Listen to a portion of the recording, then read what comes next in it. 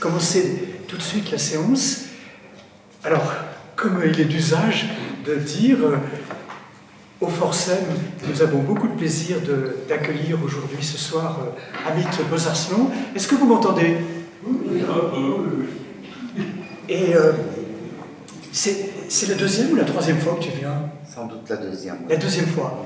La deuxième fois qu'il vient nous parler. La première fois, c'était plutôt un vaste débroussaillage de la situation géopolitique au Moyen-Orient, mais pas du tout vu sous un angle de journalisme, d'investigation, dont le travail est très souvent courageux et remarquable, mais avec tout l'arrière-plan d'un anthropologue, d'un sociologue du politique et d'un historien.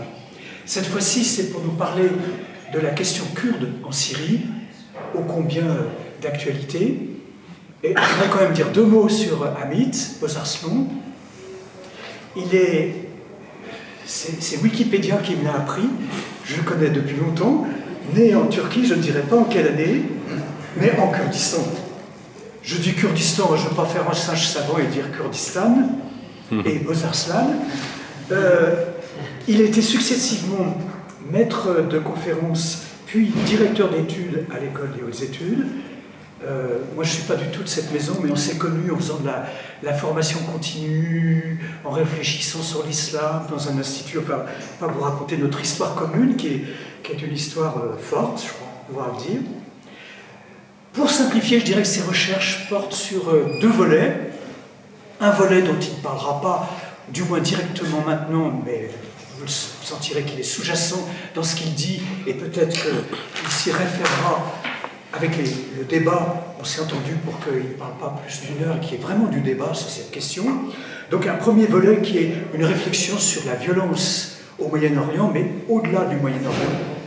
La violence, je dirais, au XXe siècle, le titre de son dernier ouvrage est significatif, Crise, violence, des civilisations, essai sur les angles morts de la cité, au CNRS 2018, et puis une histoire de la violence au Moyen-Orient, de la fin de l'Empire ottoman à Al-Qaïda, la découverte 2008. Alors vous voyez, on attend son chapitre supplémentaire sur Daesh, hélas.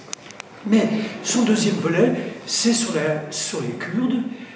Alors je ne citerai pas tous ces ouvrages sur les Kurdes, je citerai seulement celui qui va me permettre de lancer quelques mots-clés simplement pour planter le paysage et très rapidement lui céder la parole.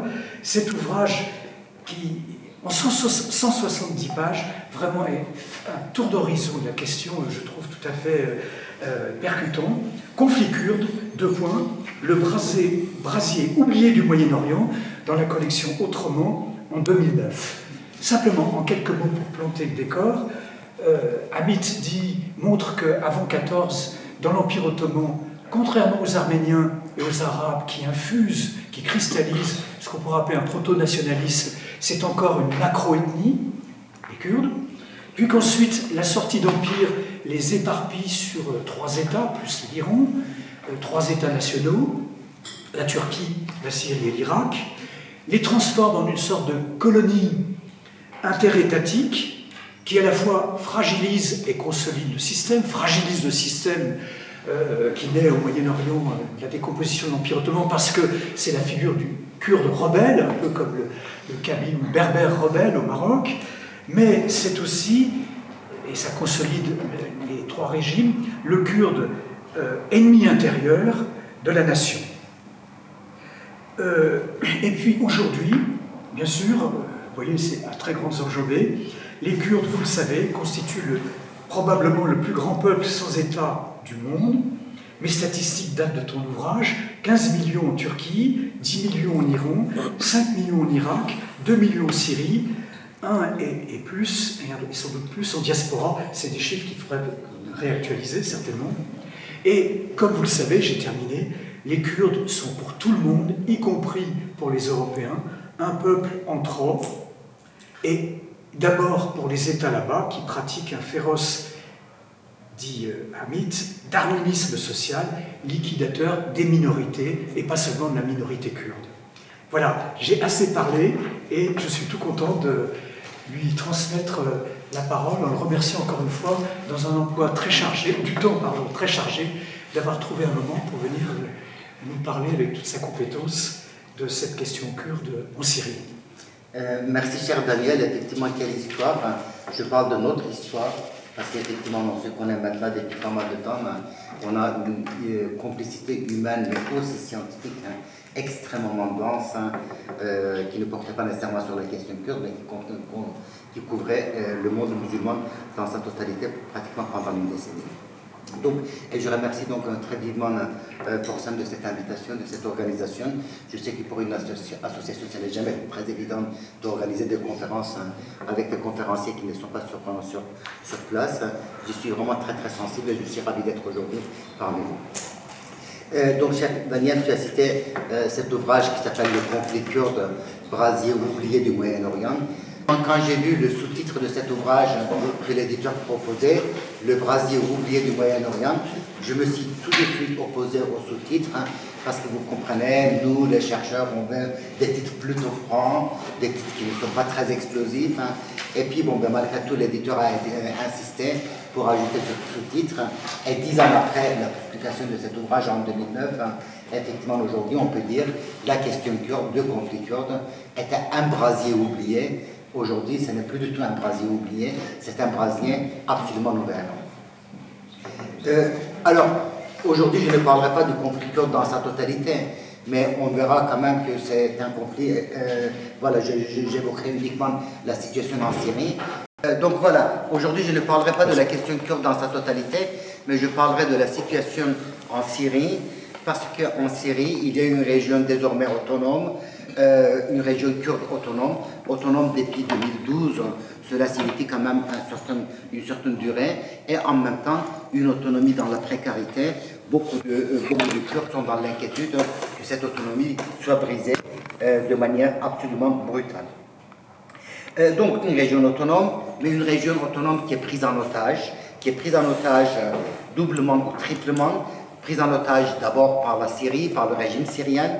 N'oublions pas que le régime syrien a assassiné sa société, a détruit sa propre société.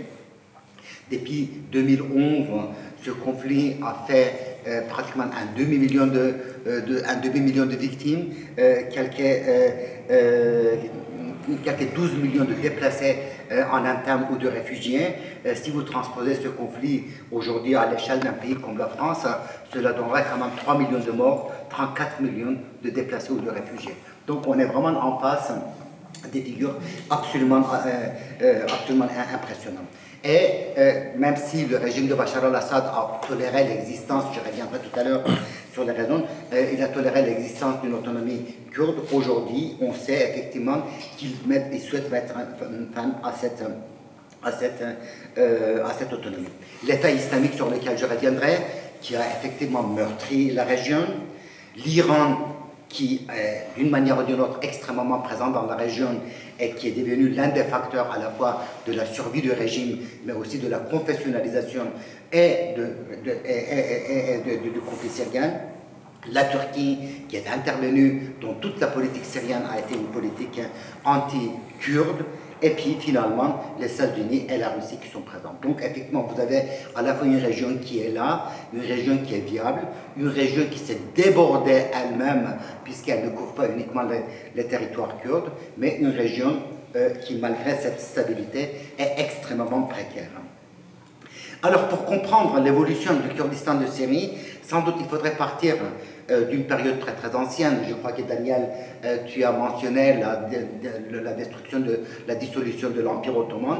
La question kurde commence à émerger comme une question à la fois de Turquie et de Syrie dès 1918-19, parce que les territoires kurdes sont divisés, et quand vous regardez la carte du Kurdistan, vous comprenez que cette division ne touche pas uniquement le territoire qui est fragmenté, mais cette division concerne aussi plusieurs milliers d'entités, que ce soit des entités tribales, des entités familiales. Tout d'un coup, les liens sont rompus.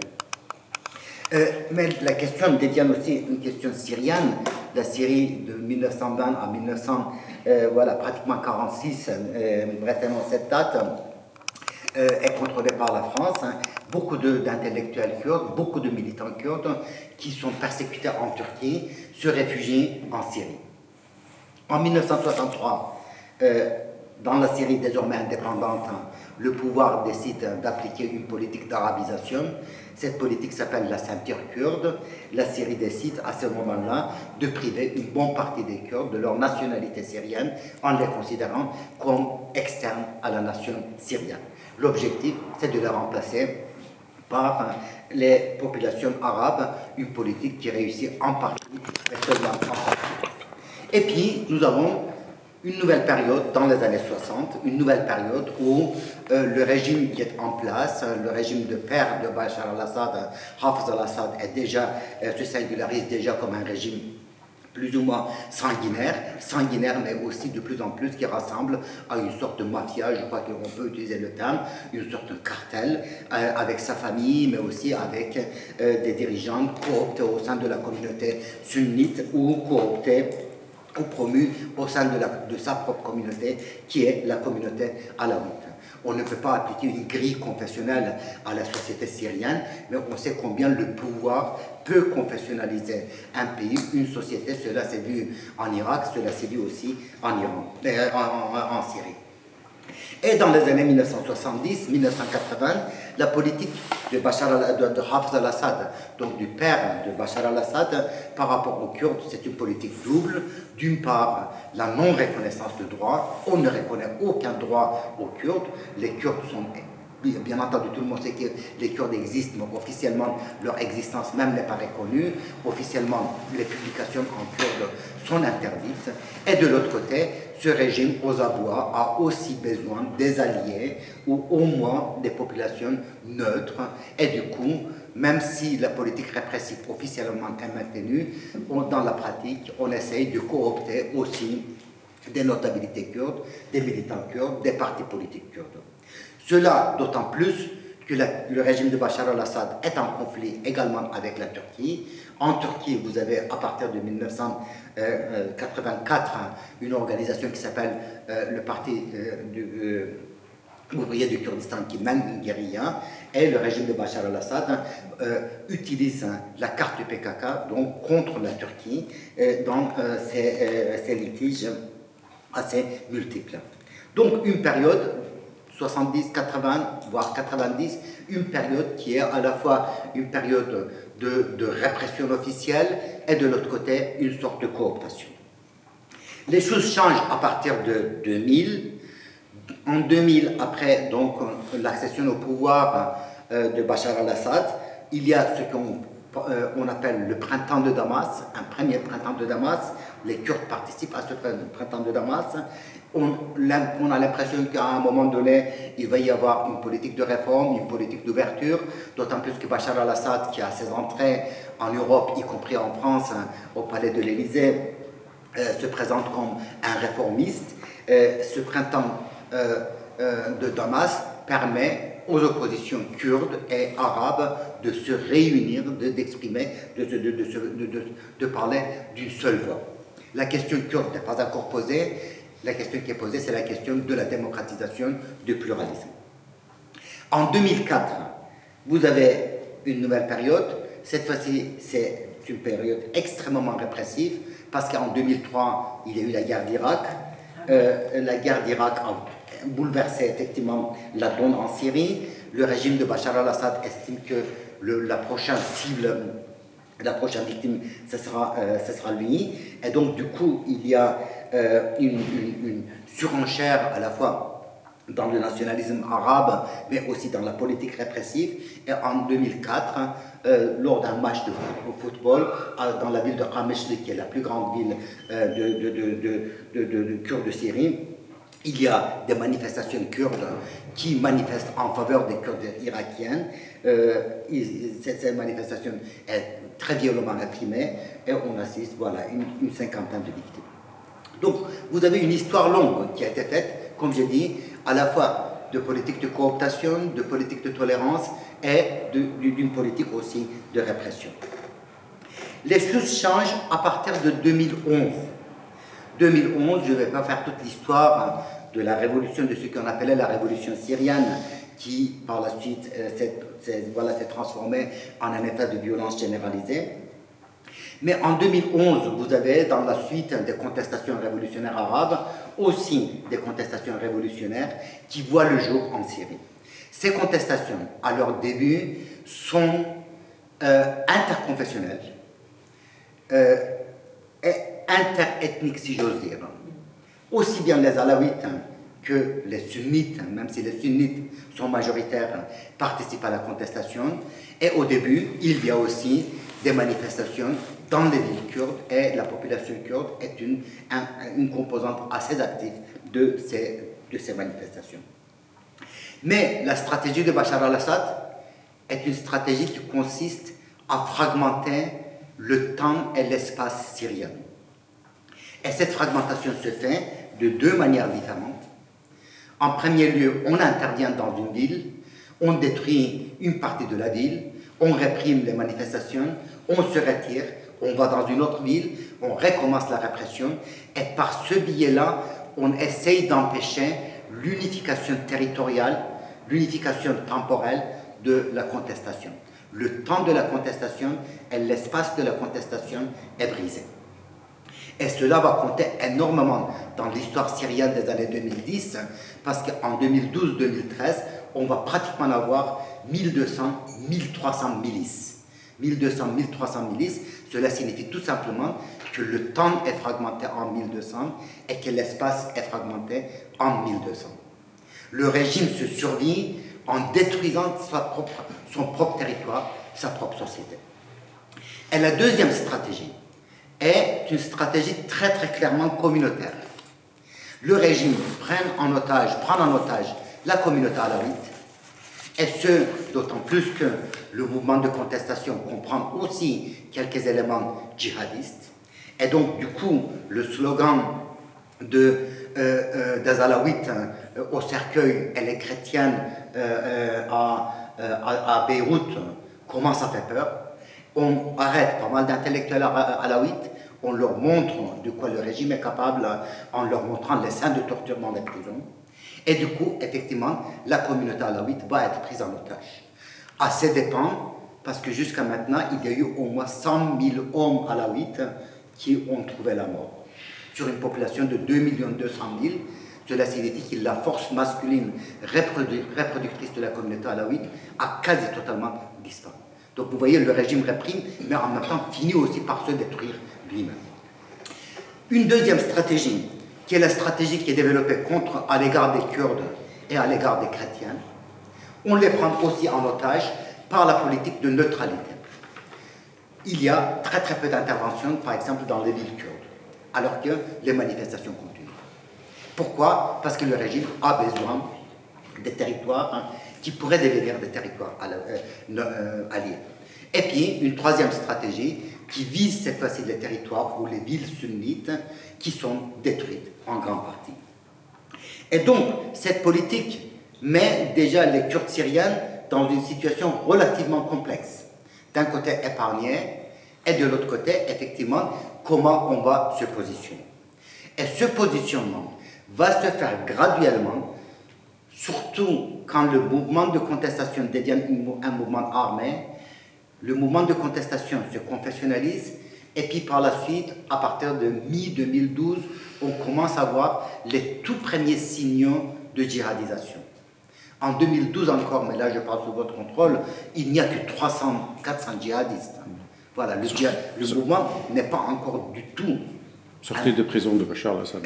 Et sans compter qu'effectivement, Bachar al-Assad lui-même a libéré les djihadistes de Al-Qaïda en novembre 2011, tout simplement pour fragmenter l'opposition et pour montrer que l'opposition est dans le fait djihadiste et par ce biais-là, effectivement, de se légitimer.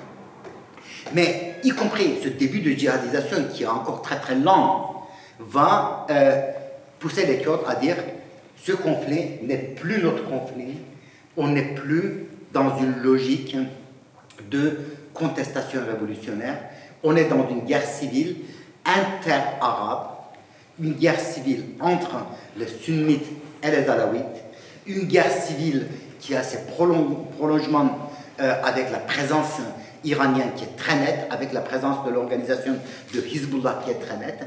Donc le conflit n'est plus notre conflit. Et cette politique qui commence à voir le jour, disons à la fin de 2011, au début de 2012, va connaître un nouveau tournant le 18 juillet 2012. Le 18 juillet 2012 est sans doute l'une des dates clés de la révolution syrienne ou de l'histoire récente syrienne. On est en pente conceptuelle, on ne sait même pas comment dire révolution, guerre civile. Parce que le 18 juillet 2012, il y a une série d'attentats à Damas qui décapitent littéralement le régime.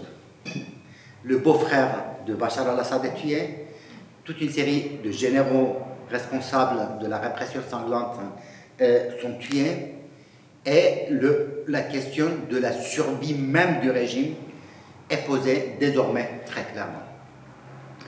Et dès le 19 juillet 2012, le régime commence à utiliser massivement l'aviation dans la répression. Jusqu'à 19 juillet, il n'y a pratiquement pas d'usage de l'aviation. À partir de 19 juillet, la guerre devient une guerre de ciel avec des bombes, des barils de pétrole ou de tout ce que vous pouvez imaginer. Et puis, dès le 19 juillet, le régime se retire non pas de la totalité des villes kurdes, mais d'une bonne partie des villes kurdes. Alors, pourquoi ce retrait? Ce retrait s'explique par deux facteurs.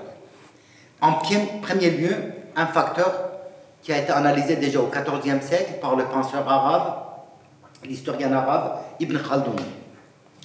Et selon Ibn Khaldoun, lorsque un pouvoir est menacé, il est dans son intérêt de ne pas disperser ses forces stratégiques, de se retirer d'une bonne partie de son territoire pour pouvoir mieux contrôler les zones stratégiques et la capitale.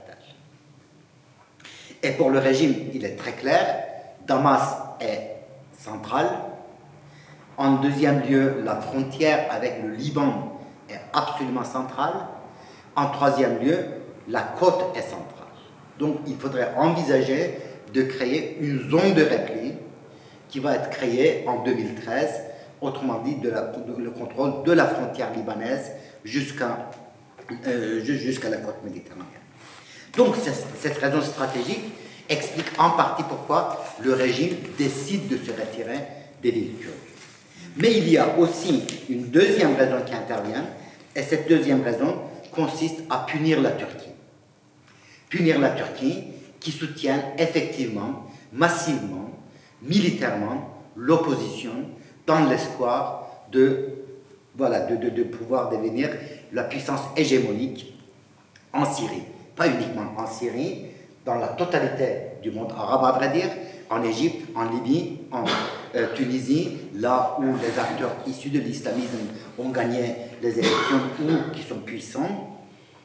Et dans la stratégie d'Erdogan, la Syrie fait partie de cette carte. Et Erdogan dit qu'il ira prier dans la mosquée des Omeyyades avant la fin de 2012. Et donc, du coup, il y a cette intervention turque. Et en quelque sorte, réponse de berger au berger, la Syrie décide de confier la clé de cette région kurde à l'organisation qui s'appelle le Parti d'unité démocratique, le pays des Grecs, dont on parle beaucoup. Alors, d'où est sorti le pays des Grecs? Et quelle place ce parti occupe au sein du paysage politique kurde syrien? Daniel l'a rappelé, le nombre des Kurdes en Syrie sont estimés, on les estime à 2 millions, peut-être 2 millions et demi maintenant, mais il y a une bonne quinzaine de partis politiques. Une bonne partie de ces partis politiques se réunissent au sein du Congrès national kurde, à l'instar du Congrès national syrien qui s'est constitué. Sauf que les composantes de ce parti, qui sont très proches du Kurdistan irakien par ailleurs, sont en termes de classe et en termes de génération représentatif des notabilités urbaines kurdes. Beaucoup d'entre eux sont des médecins, sont des intellectuels, beaucoup d'entre eux ont été d'une manière ou d'une autre frottés à la politique mi-clandestine, mi-tolérée kurde dans le régime. Et ces notabilités sont aussi des notabilités qui ont pris de l'âge, parmi lesquelles il y a très très peu de jeunes. Donc le système politique kurde est à la fois très vivace, hein. Il y a énormément de débats, tout ce que vous pouvez imaginer, mais on a l'impression que dans un conflit comme le conflit syrien, déjà en 2012, qui change les termes de classe, de génération, qui propulse voilà, des catégories absolument plébéiennes au devant de la scène, ces forces-là n'arrivent pas à s'imposer. Et de l'autre côté émerge un deuxième groupe, qui est le pays des Grecs, qui s'impose d'ailleurs avec une certaine volonté hégémonique, qui n'est pas nécessairement très pluraliste. Et ce pays des Grecs a été fondé en 2003 par des jeunes qui ont eu une sympathie dans les années 90 pour le PKK, donc le Parti ouvrier du Kurdistan de Turquie, qui considèrent Abdullah Öcalan comme leur leader, donc le chef kurde de Turquie, et qui entretiennent des rapports extrêmement complexes avec le PKK. C'est quoi ces rapports? Ces rapports, ce sont des rapports doubles. D'un côté, le pays des Grecs est absolument irréductible au PKK. C'est un parti kurde syrien, totalement syrien, représentant la jeunesse kurde syrienne, avec son romantisme, avec sa lecture de l'histoire, avec sa lecture aussi de la société syrienne, avec ses projections dans l'avenir. Et de l'autre côté, ce parti est aussi inséparable du PKK. Et là, ce lien de irréductibilité et de l'inséparabilité résume en lui seul toute la complexité de la question kurde.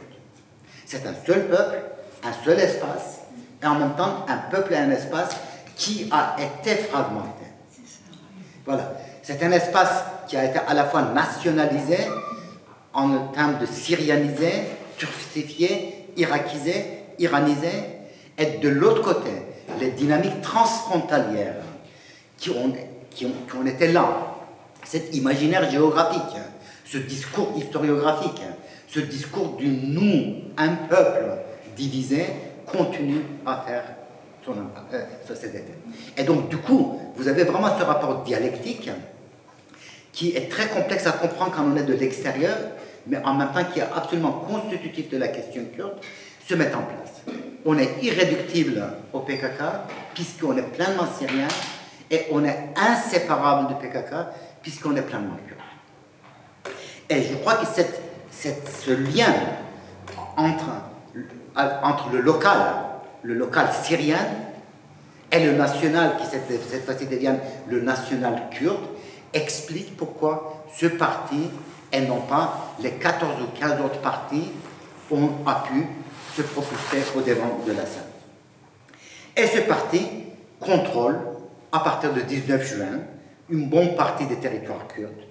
La ville de Afrin, qui par la suite va être occupée par la Turquie, la ville de Kobane, sur laquelle je reviendrai, et la ville de Qamishli. Et là, cette émergence crée beaucoup d'inquiétudes dans la région, notamment en Turquie. Les Américains ne sont pas très présents. Les Russes, ce qui les préoccupe, c'est de protéger Bachar al-Assad. L'Iran ne regarde pas d'un bon œil l'émergence d'une région kurde, mais en même temps, sa priorité n'est absolument pas la question kurde en Syrie.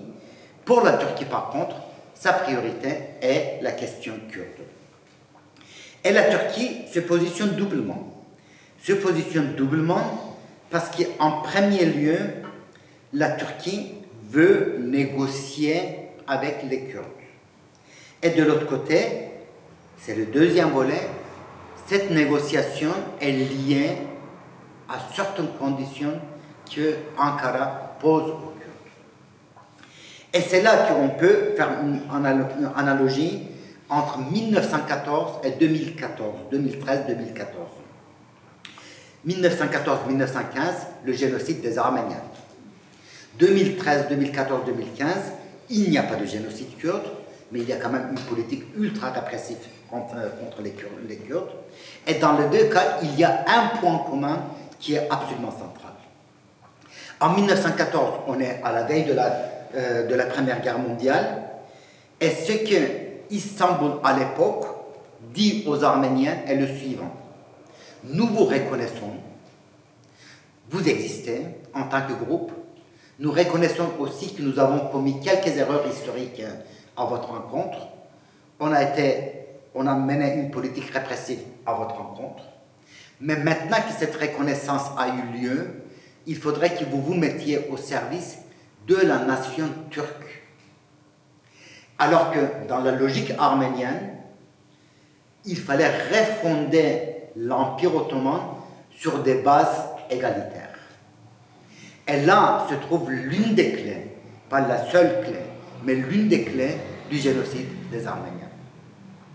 Et en 2013, 2014, 2015, une fois de plus, il y a une politique très répressive à l'égard des Kurdes, mais pas de génocide. Le discours d'Ankara est exactement la même chose. Le Moyen-Orient est appelé à sang, il y a la guerre civile en Syrie, il y a un dynamisme kurde en Turquie même, et le discours d'Ankara est le suivant.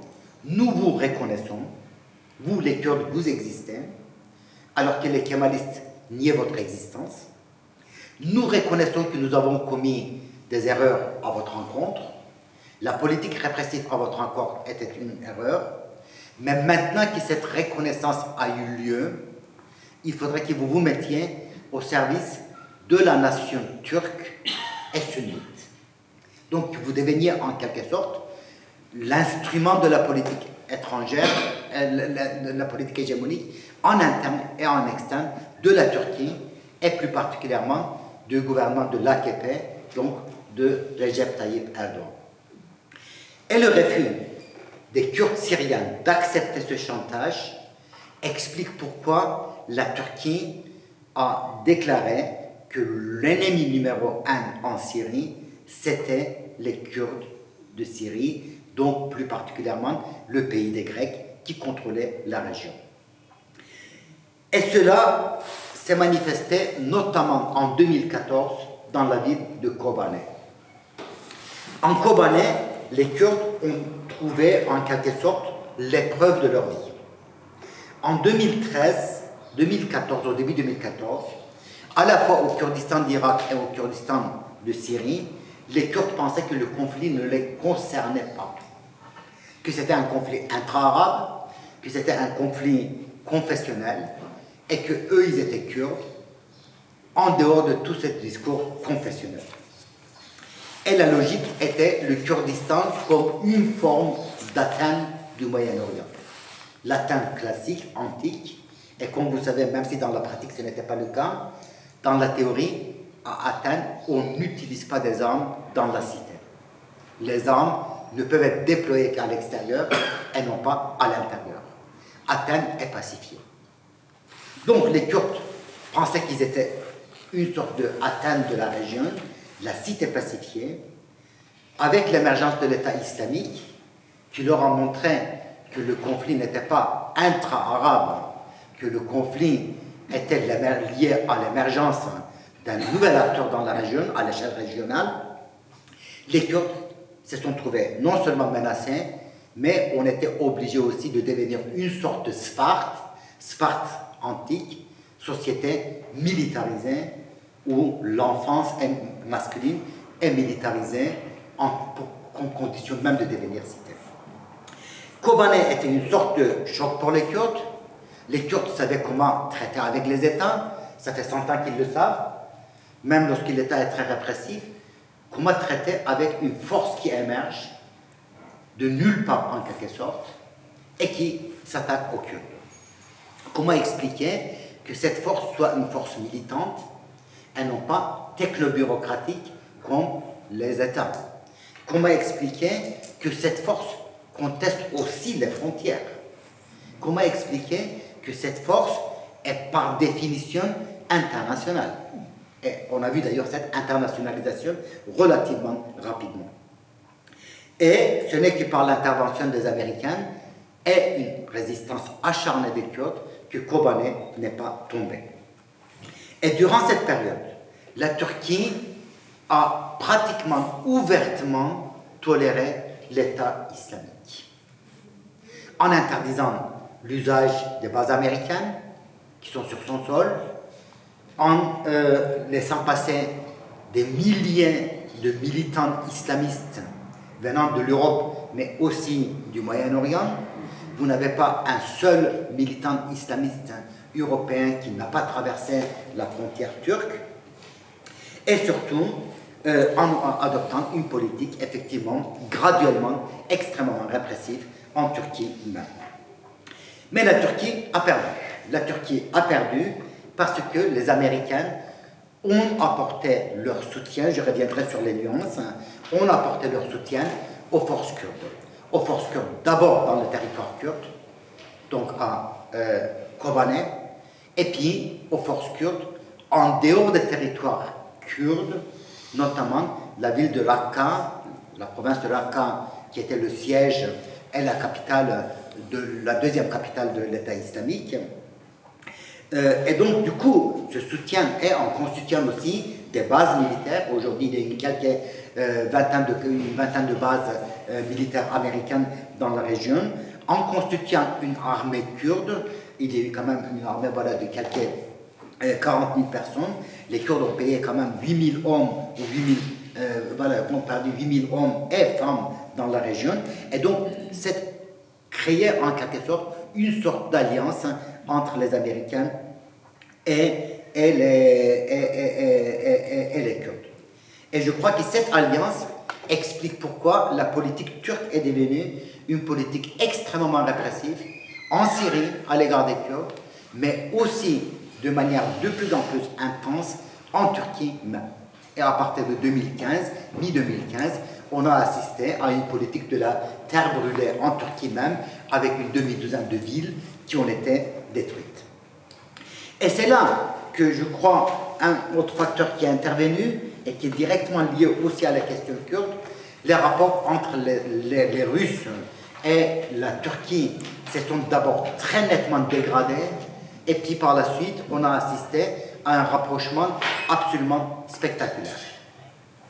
Les rapports se sont dégradés, pourquoi? Parce que pour les Kurdes, pour la Russie, la question kurde ne comptait pas. Ce qui était important, c'était la survie du régime, et du coup, avoir une région kurde dans la région, en Syrie, ne les dérangeait absolument pas. Au contraire, pour eux, c'était une sorte de sécurité. La frontière avec la Turquie était contrôlée par les Kurdes, même si les Américains étaient sur place. C'était une sorte de sécurité parce que le régime ne devait pas déployer ses forces aussi dans le territoire kurde. La priorité était ailleurs. La priorité était dans Alep, la deuxième ville de pays, qui était contrôlée non pas par les djihadistes, mais par toute une coalition de groupes d'opposition, comprenant également les djihadistes. La priorité était la Ghouta orientale, donc à 2 pas de Damas. La priorité était Idlib. Donc il y avait énormément d'autres priorités, d'autant plus que le régime, en 2014-2015, même s'il se consolidait, ne contrôlait pas grand-chose. Et en 2015, on avait franchement l'impression que sans l'intervention directe de la Russie, Damas allait tomber. Je veux dire, effectivement, beaucoup de gens pensaient que c'était tout simplement la fin du régime et que le régime n'avait que quelques semaines devant lui. Et c'est là que les Russes ont décidé d'intervenir. En suscitant la colère noire d'Erdogan.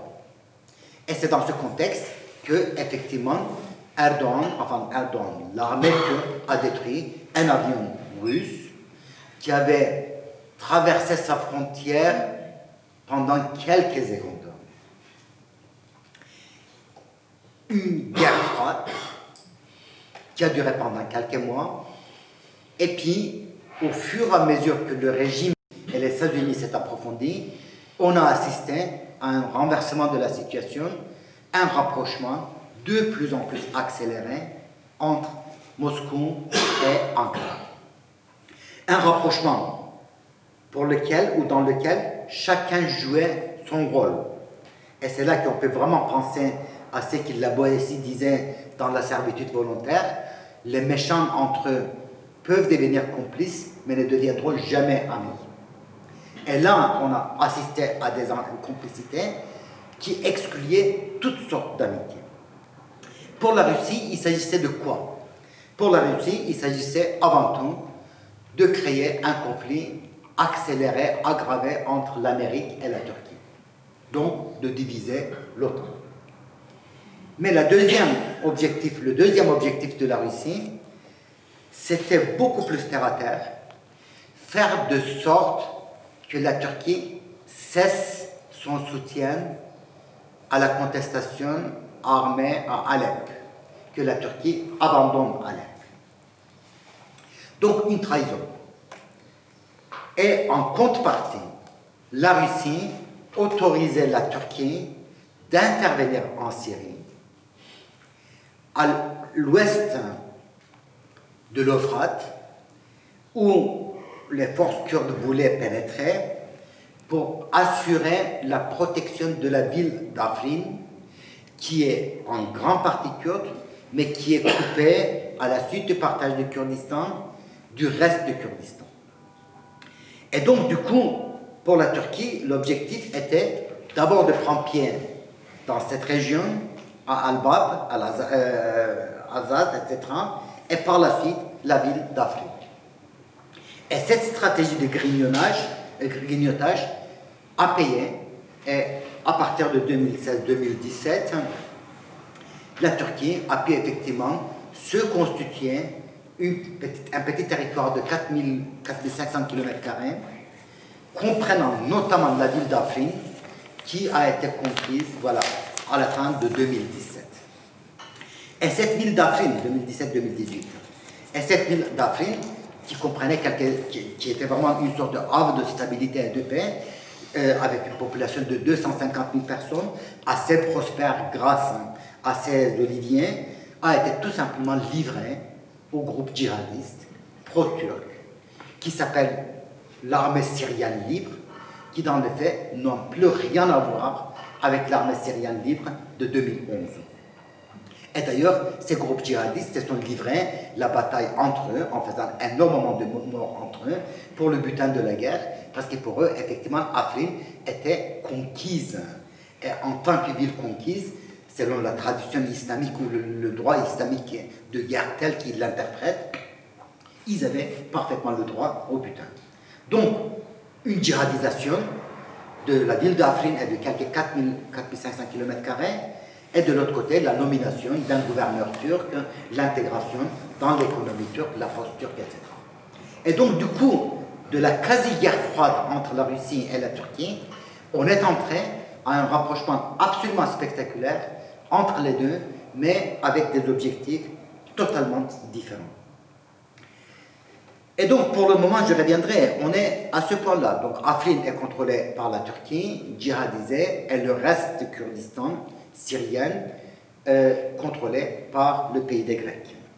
Je reviendrai sur cette question pour terminer, pour savoir dans quelle mesure cela peut continuer. On parle de pays des Grecs, mais comment définir le pays des Grecs? J'ai dit qu'effectivement, c'était la force montante en termes générationnels, en termes de classe. C'est une force qui vient des marges, et là aussi Ibn Khaldoun, lorsqu'il analysait le rôle des marges, pour Ibn Khaldoun, il faut venir des bas-fonds de l'histoire pour écrire l'histoire. Ce ne sont pas les détenteurs du pouvoir qui nécessairement déterminent l'histoire, mais ce sont les bas-fonds. Et je dirais que pour le pays des Grecs, c'est un peu ça. Mais quelle est l'idéologie du pays des Grecs? Quel est le programme politique? Alors, pour le comprendre, je dirais qu'aujourd'hui, on a deux régions autonomes au Kurdistan. Une région autonome qui est au Kurdistan d'Irak, qui a expérimenté aussi sa propre épreuve avec l'État islamique. Et dans le cas du Kurdistan d'Irak, les choses sont très claires. On est dans le néolibéralisme, on est dans la démocratie, même si cette démocratie est aussi accompagnée d'un peu de patrimonialisme. Mais voilà, on est dans l'ère du temps, et l'ère du temps, c'est effectivement l'ère du temps, voilà, le néolibéral, pluraliste, droit de l'homme, droit des femmes, etc. Même si dans la pratique cela n'est pas toujours le cas, voilà, on est vraiment dans l'ère du temps. La deuxième région autonome kurde, donc le Kurdistan syrien, le Rojava, a un modèle absolument différent. Et ce modèle, c'est le modèle que Abdullah Öcalan a développé, et le modèle s'appelle à plusieurs appellations: démocratie radicale, confédéralisme démocratique, ou tout ce que vous pouvez imaginer. D'où vient ce modèle? Ce modèle a émergé à partir de 1999-2000, quand Abdullah Öcalan a été kidnappé et emmené en Turquie, où il est en prison depuis. En 1999-2000, Öcalan avait déjà une longue expérience politique derrière lui. Mais cette longue expérience politique, pour lui, signifie aussi une expérience de défaite. Défaite non pas militaire, parce que son organisation était militairement performante, mais défaite idéologique. Pourquoi le socialisme a échoué? Pourquoi l'Union soviétique s'est défaite? Pourquoi la Chine, après sa sortie de maoïsme, a connu un nationalisme débridé et un capitalisme sauvage? Et comment repenser le socialisme? Comment ne pas trahir le socialisme, mais en évitant les graves erreurs du XXe siècle? Et c'est là qu'il a beaucoup lu. Il a lu énormément de penseurs contestataires. Il a lu énormément de penseurs féministes, énormément de penseurs aussi écologiques ou écologistes. Et il est venu à la lecture de Murray Bookchin, qui est un penseur anarchiste, démocrate américain. Anarchiste, démocrate, je le souligne doublement parce que ça compte. Effectivement, ce n'est pas du tout l'anarchisme du XIXe siècle. Et en s'inspirant de ces travaux, Öcalan est arrivé à la conclusion qu'il fallait rejeter l'idée de l'État, y compris d'un État kurde. Car, pour lui, l'État a été responsable, après l'histoire, mais surtout l'histoire du XIXe siècle et XXe siècle, de confiscation de ressources, de militarisation, de discrimination à l'égard des communautés minoritaires. L'État est la domination masculine, l'État c'est la destruction de la nature et des ressources écologiques. Et donc, du coup, il faut rejeter l'État. Ce débat n'a pas lieu pour la première fois au sein des milieux marxistes. À la fin du XIXe siècle, au début du XXe siècle, ce qu'on appelait les austro-marxistes étaient déjà dans ce genre de débat. Et si on rejette l'idée de l'État, comment on peut gérer une société et comment on peut résoudre la question nationale kurde et ailleurs les autres questions nationales? Et la réponse de Öcalan est triple. En premier lieu, une démocratie directe. La démocratie directe, ça veut dire que la représentation ne suffit pas, tel qu'on le connaît dans la démocratie représentative qu'on a. Il faudrait que la démocratie soit exercée directement par les citoyens, par des élections en quelque sorte institutionnalisées en permanence, par des alternances en permanence, et que la citoyenneté soit une citoyenneté active et non pas une citoyenneté participative électorale telle qu'on le connaît. C'est extraordinaire de voir que ces débats-là aujourd'hui sont aussi, voilà, dépassent de très loin les milieux de gauche, y compris au sein de la droite. Il y a vraiment des penseurs aujourd'hui qui essaient de se dire, voilà, qu'est-ce qu'on fait, ou quelqu'un qui est plutôt de gauche, mais certainement pas de gauche radicale, comme Pierre Rosan Vallon, voilà, effectivement, essaye de réfléchir, voilà, comment ça se fait comment on peut dépasser le blocage de nos démocraties représentatives. Donc, démocratie directe. En deuxième lieu, l'écologie, avec un culte de la nature. Donc, l'écologie, parce que l'homme a un quelque... Là aussi, les débats sont quand même assez répandus. L'homme cette aliénation à la nature, l'aliénation de l'homme vient de la destruction qu'il a imposée à la nature, et aujourd'hui, l'intégration de la nature, pratiquement en termes ontologiques, est une nécessité pour la survie même de la société. Et puis, le troisième élément, le féminisme, tuer la domination masculine, avec un lien qui est établi entre la féminité et la nature. C'est que beaucoup de féministes acceptent, beaucoup d'autres féministes contestent. Et donc, du coup, c'est ce triple principe, en quelque sorte, qui est mis en place. Et ce triple principe, on peut l'appeler comme une sorte d'anarcho-marxisme, autrement dit, de sortir du socialisme du XXe siècle par le recours à un anarchisme redéfini, de sorte de ne pas trahir la gauche, mais en même temps renouveler la gauche. Et c'est à partir de là, effectivement, qu'on a aujourd'hui une institutionnalité assez dense qui voit le jour dans cette région de Rojava, au Kurdistan syrien. Bien sûr, la question qui se pose, et cette question, je crois qu'elle ne peut pas être résolue aujourd'hui sur le terrain, c'est que ce système permet le consensus, mais est-ce qu'il permet aussi le dissensus?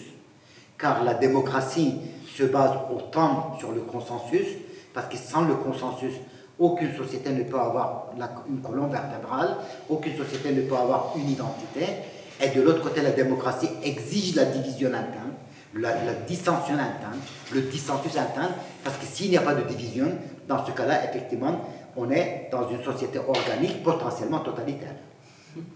Voilà, aujourd'hui, on a l'impression qu'effectivement, la question que le Rojava devrait se poser pour demain, on peut établir le consensus, mais comment légitimer aussi la conflictualité interne, entendue aussi comme la conflictualité intra-kurde. Mais nous n'oublions pas aussi que pour le moment, les Kurdes syriens sont dans un régime de survie. J'ai dit déjà 8000 pertes dans la lutte contre l'État islamique, des centaines de pertes dans la lutte contre la Turquie. Et donc, du coup, sans doute, ces questions-là, qui aujourd'hui sont à la fois théoriques et pratiques, ne pourront dans la pratique être surmontées que si ils sortent de cette question, de ce régime de survie, et si, effectivement, ils arrivent à penser la longue durée à partir de ces impératifs de consensus et de dissensus. Donc, un premier point idéologique qu'il faut prendre en considération, c'est cette triple dynamique, démocratie directe, écologie et féminisme. Le deuxième élément qui intervient, qui est à la fois, là aussi, une question à la fois théorique et pratique, c'est que faire de la Syrie, puisqu'on ne veut pas d'État kurde, et que faire du territoire qu'on contrôle. Car le territoire que le pays des Grecs et ses alliés arabes contrôlent aujourd'hui, c'est quand même un tiers de la Syrie. Un peu moins, 30%. Or, dans ces 30%, il y a effectivement des populations arabes, des tribus arabes. La société kurde est désormais en partie détribalisée, puisqu'il y a une force politique qui émerge, et on sait qu'au Moyen-Orient, chaque fois qu'il y a une force politique dominante émerge, les tribus s'affaiblissent. Or, dans le grand contrôlé par le pays des Grecs et ses alliés, donc les forces démocratiques syriennes, il y a le facteur tribal. Une ville comme Raqqa a été en partie détruite, en partie vidée de sa population. Comment penser la question démographique? Comment penser la question de coexistence? Et je crois que là, la question qui se pose aussi, est-ce que ce territoire de 30% ne doit pas devenir le territoire de l'opposition démocratique syrienne, au-delà des forces démocratiques syriennes, donc le pays des Grecs et ses alliés? Ça veut dire qu'effectivement, envisager l'avenir de la Syrie en invitant la totalité de l'opposition non djihadiste, quelles que soient ses appartenances politiques et confessionnelles, parce qu'il faut penser, même si la société syrienne est détruite, il faut penser la Syrie de 2030-2040. Mais là aussi, je crois qu'effectivement, les Kurdes, pour le moment, sont dans un régime de survie et ne peuvent pas apporter la réponse à quelle Syrie on veut pour 2030, 2040. Et puis, un troisième facteur qui intervient, et qui là, ça fâche très fortement de la gauche radicale en Europe, et en Amérique aussi d'ailleurs, c'est que faire avec les Américains. Parce que pour la gauche radicale en France, par exemple, ou pour les trois internationales trotskistes, je ne savais pas qu'il y en avait trois, si, il y a trois internationales trotskistes, les Kurdes sont très sympas, ils sont écologiques, ils sont féministes, ils résistent, il y a des femmes kurdes qui résistent aussi, mais ils sont proches de l'Amérique. Et que faire de cette alliance? Et surtout, j'ai l'impression que l'Amérique elle-même ne sait pas que faire de cette alliance, surtout avec un leader comme Trump, qui peut changer d'avis du jour au lendemain, et que le 19 décembre 2018 ou le 18 décembre 2018 avait déclaré que les Américains allaient se retirer vraiment sous peu, sous 100 jours, en donnant plus ou moins le feu vert à la Turquie d'intervenir, et la Turquie qui avait interprété cela comme l'autorisation de massacrer des Kurdes. Bon, pour le moment, les Américains ne sont pas retirés. Sans doute, il y a beaucoup d'autres facteurs qui les poussent à rester sur place. Il y a le facteur israélien, il y a le facteur iranien, le conflit avec l'Iran, il y a le facteur saoudien. Il y a la peur qu'à Washington, on ressemble à l'égard de la Turquie, le rapprochement entre la Turquie et les États-Unis. Il y a énormément de facteurs qui interviennent dans leur décision de rester sur place. Il y a aussi une pression française sur la Maison-Blanche. Mais que faire demain, effectivement, si la Turquie, si les États-Unis se retiraient? Est-ce que cela pourrait se faire? Est-ce que d'autres forces pourraient remplacer les Américains?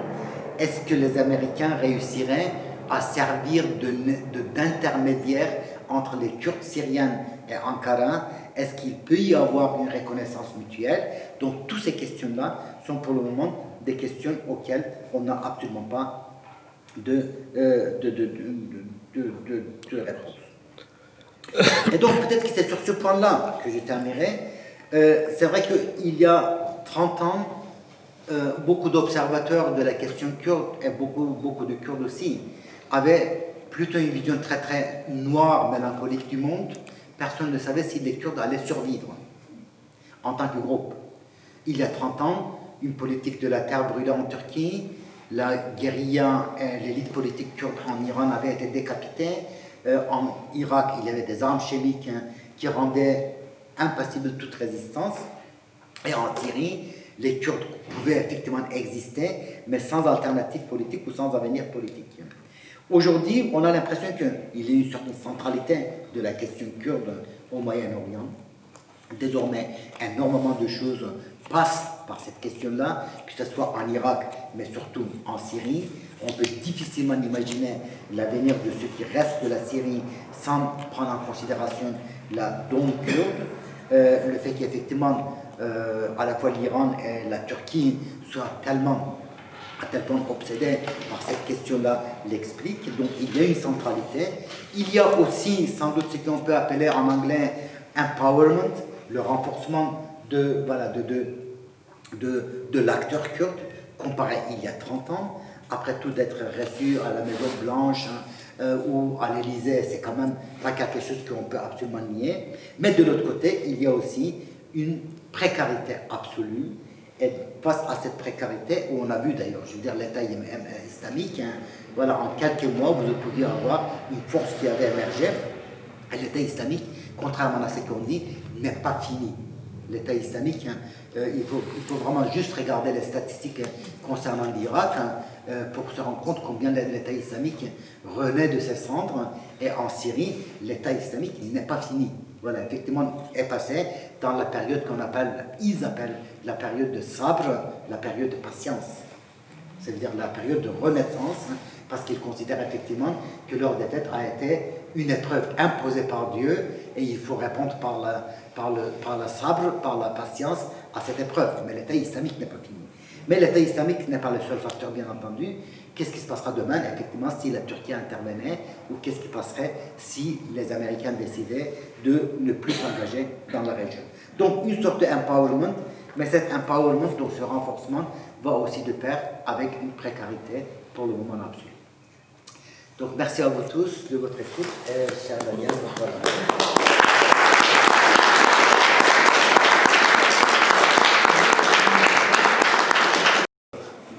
J'interviens, je suis militant de l'association Amitié Kurde de Lyon et Rhône-Alpes et j'interviens également au nom des universitaires qui ont signé une pétition qui s'appelle Pas en notre nom, universitaires d'abord turcs qui se sont adressés à leur gouvernement pour que cesse la répression contre les villes kurdes en Turquie. Et depuis 3 semaines maintenant, depuis le 11 mai, un universitaire turc, mais qui travaille en France depuis 1996, qui est professeur à la DOA, professeur de mathématiques à la DOA et à l'Institut Camille Jordan. Je regarde parce que je ne suis pas un de ses collègues, je suis un de ses amis, mais pas un de ses collègues. Ce professeur, signataire de l'appel pour la paix, est rentré chez lui en Turquie pour préparer un premier procès qui était annoncé, qui le menaçait en tant que signataire. Et ce 11 mai, quand il est rentré en Turquie, il a été arrêté. On lui a retiré son passeport. Il est resté une quinzaine de jours sans passeport. On lui a demandé à Istanbul, où il a été arrêté, de retourner dans une ville autour de la mer de Marmara pour retrouver son passeport. Et là, il a été arrêté et mis en prison. Et il est aujourd'hui en prison. On lui reproche 2 choses. D'abord, d'avoir signé cette pétition des universitaires pour la paix. Et une deuxième chose, d'avoir participé à une réunion publique que nous avions organisée, Amitié Kurde de Lyon, association parfaitement légale, reconnue, non pas d'utilité publique, mais reconnue normalement, et où il a servi d'interprète à cette réunion pour le public turc qui était présent. Il y avait aussi un autre ami qui était kurde, enfin qui est toujours kurde, et qui servait d'interprète pour les Kurdes présents. Cette réunion publique, elle marquait la commémoration des massacres de Cizre. Massacre de Cizre qu'il faut reclasser dans le cadre de ce que vous avez évoqué, dans la période de répression absolument infernale initiée par l'État turc contre les villes kurdes en 2016, répression qui s'est soldée par près de minimum 200 morts retrouvés calcinés dans les caves, 200 morts civils dans les caves où la population s'était réfugiée. Donc Tuna a servi d'interprète au cours de cette réunion. Il est aussi adhérent de notre association Amitié Kurde. Donc ce qui lui est reproché aujourd'hui, c'est, si j'ose dire banal en Turquie, c'est appartenance à une organisation terroriste. Hein, ce qui est l'accusation qui pèse sur, je veux dire, les 3 quarts à la louche des gens qui sont, des milliers de gens qui sont emprisonnés actuellement en Turquie. Donc voilà, je voulais vous informer de ça et vous signaler, j'ai un petit papier à donner à ceux qui veulent. Il y a une pétition qui circule, qui a déjà été signée par pas loin de 6000 personnes aujourd'hui, universitaires ou pas, n'importe qui peut signer cette pétition. Le monde universitaire, le monde des mathématiques réagit vivement, puisque déjà au Canada, aux États-Unis, en Autriche, en Allemagne, des universités ont pris position, y compris en France, hier ou avant-hier, l'université de Besançon, par exemple, des députés, Cédric Villani, vous savez, l'homme à l'araignée, à la grosse cravate, là, a réagi personnellement aussi en demandant sa libération. Donc voilà, je voulais simplement faire cette information et vous dire que je tiens à votre disposition les coordonnées pour signer la pétition, que je peux vous faire passer, vous prendre le formulaire. Voilà, je vous remercie. Et je vous remercie aussi pour votre intervention que j'ai trouvée magnifique.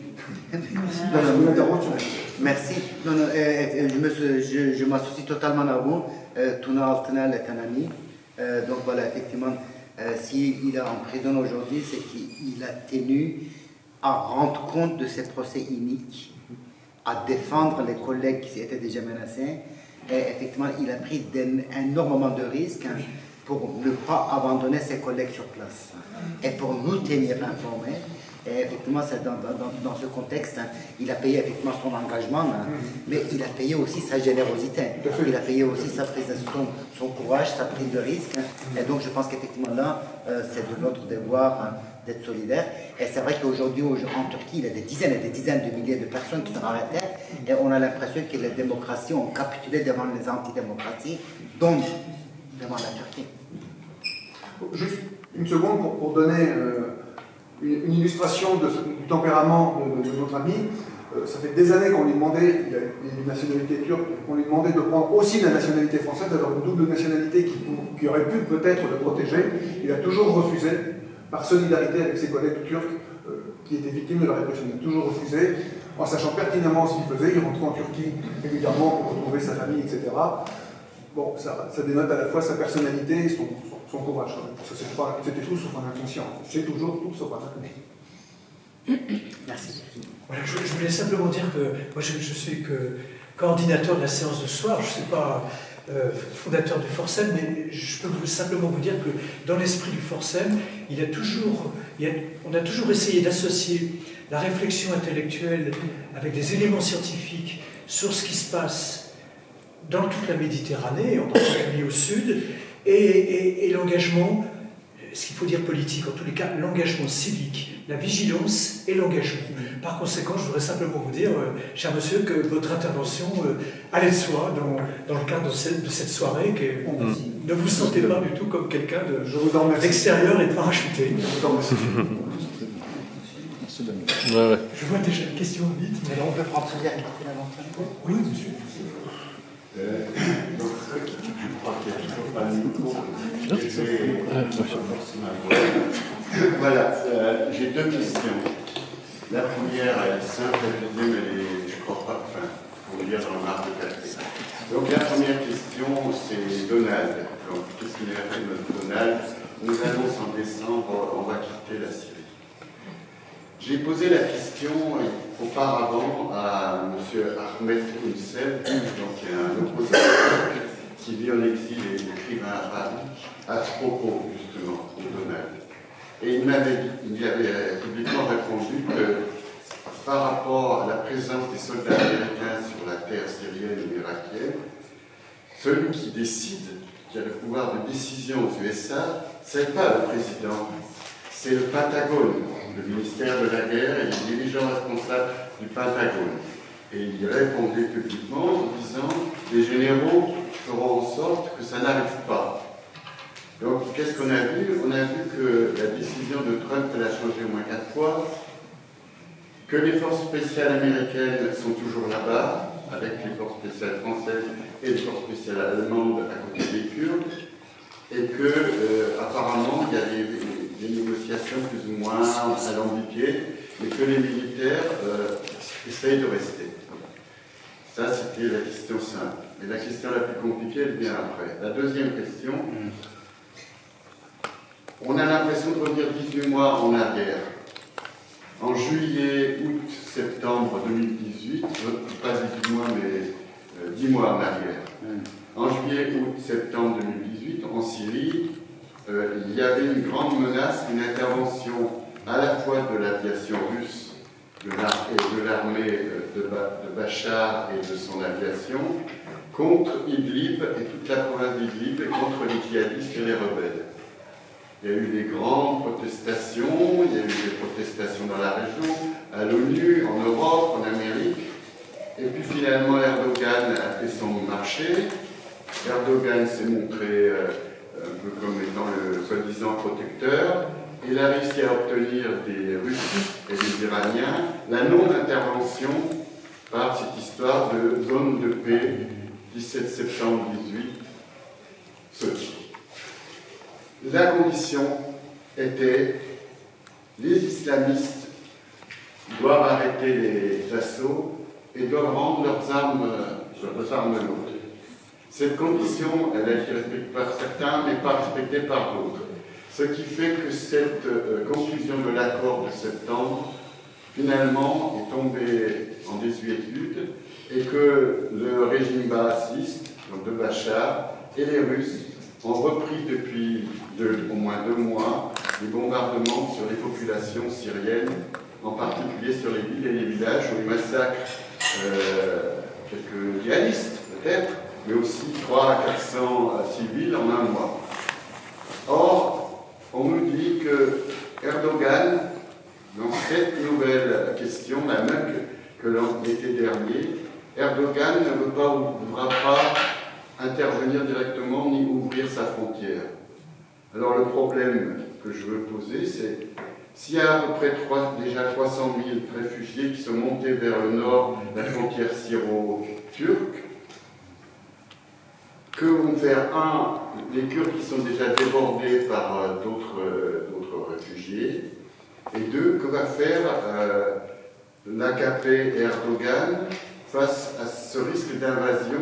Alors on nous dit, quelqu'un nous dit, des gens nous disent, il va transporter les secours, l'alimentation, les médicaments au-delà de la frontière en Syrie s'il a un accord du régime de Bachar. Qu'est-ce que vous en pensez?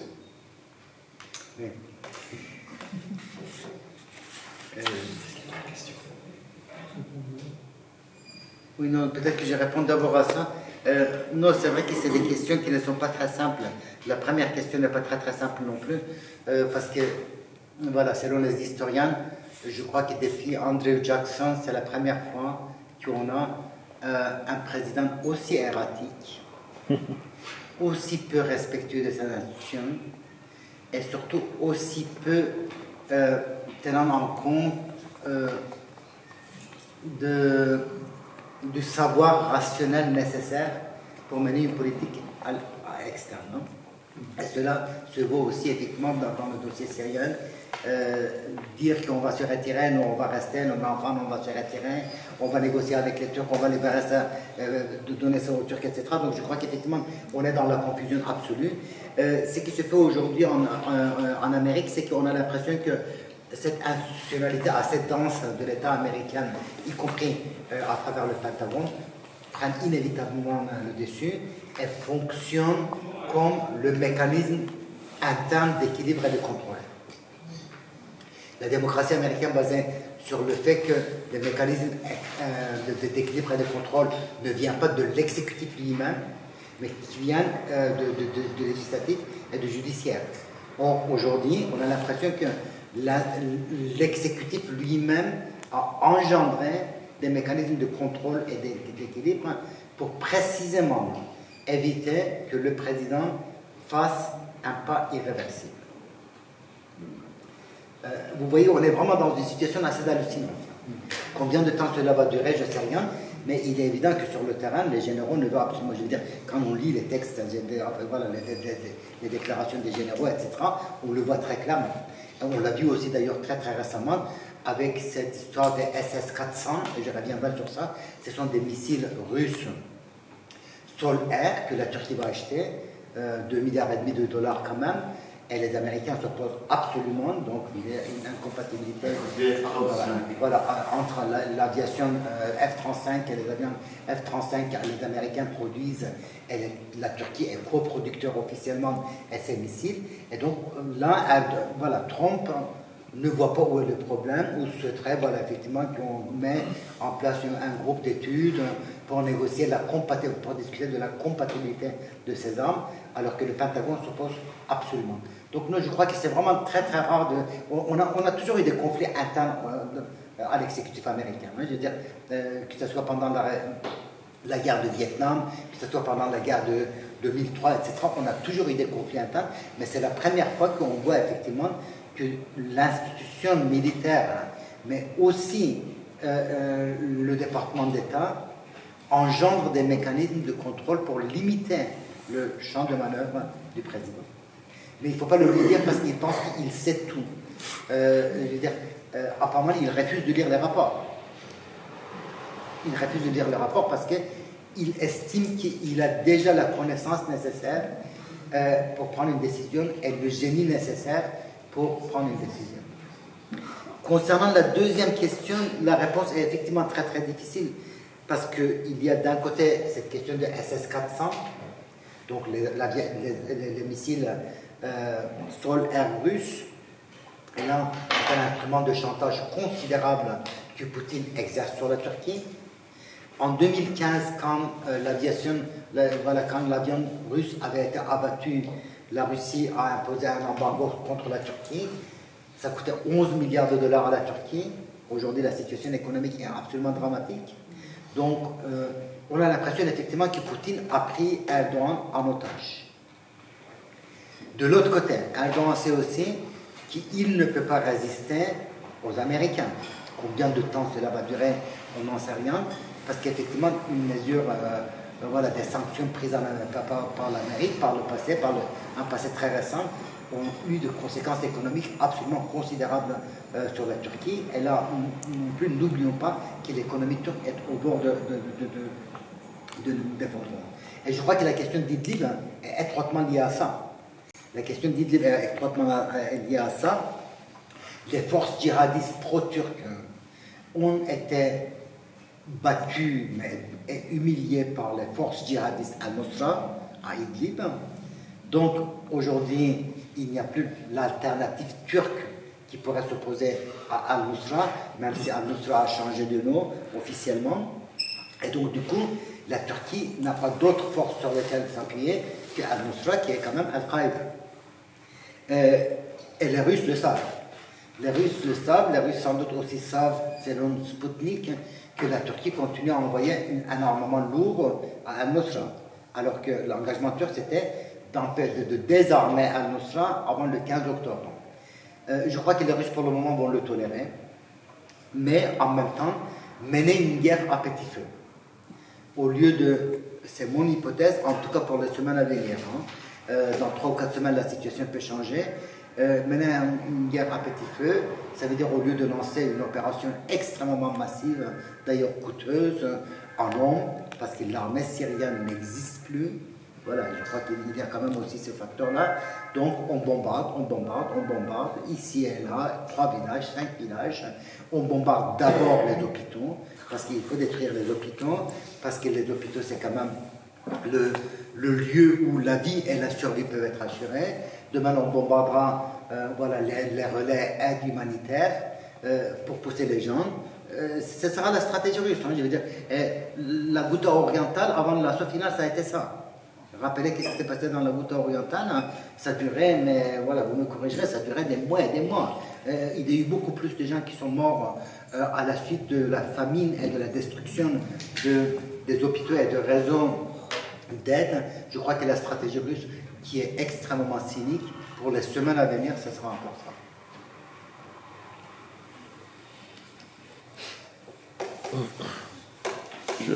Merci beaucoup. Je n'ai pas vraiment une question, mais c'est extrêmement riche aussi de constater la diversité. Le Kurde en Syrie, ce n'est pas un groupe homogène. Et j'ai rencontré beaucoup de Syriens dès le départ qui s'inscrivaient dans la révolution et qui voient que la question kurde qui devient une question syrienne avant tout. Et bon, la dynamique, ça oblige à collaborer avec les Américains. Aujourd'hui, j'ai 2 questions simples. Comment ça se passe réellement avec la coalition, avec le conseil local, avec les Arabes, dans à Raqqa, Deir ez-Zor? On entend d'expériences pour l'avenir prometteuses en disant voilà un voie de mettre en place qu'est-ce qu'ils voulaient Riyad Drad, etc. C'est-à-dire une forme de démocratie locale. Est-ce que ça se passe relativement bien? On entend d'expériences parfois qui ne se passent pas vraiment très bien. Et comment vous voyez la carte des djihadistes qui est dans la prison suite à l'effondrement de Daesh comment ça va se passer cette carte avec l'Europe, ces négociations, ces questions, comment il va avancer?